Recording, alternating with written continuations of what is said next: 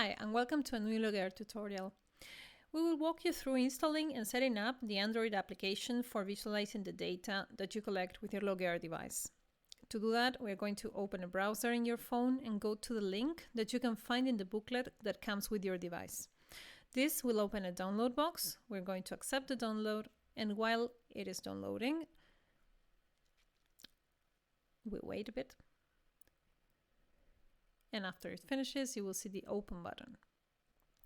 When you click on open, you will probably see a warning message like this, because as a security measure, our phones are set not to accept third-party apps, but we need to allow it once because our app is still in beta phase, so it's not in the Play Store yet. So you will go to the settings, allow it once from the source, go back and click in install. We will undo this once we finish installation. Once it is done, we can now open the application.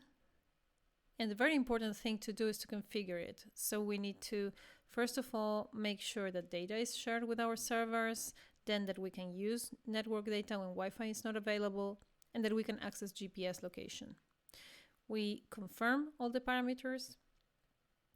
And now we are ready, once we accept the geolocation data, we are ready to pair our LogAir device once it's finished charging. Before moving on, we are going to change the settings in our phone so they are back into secure mode. To do this, we go to the general settings, select apps and notifications, and we go to the very end into advanced options until we find special app access. Again, all down until we find install unknown apps. These options may change according to which Android version you have, but they are always there. So here we are, you will find all your apps, look for the browser you were using to install LogAir. In my case, this is Firefox. You will see it says allowed, change it to not allowed, and now you're back to your previous configuration.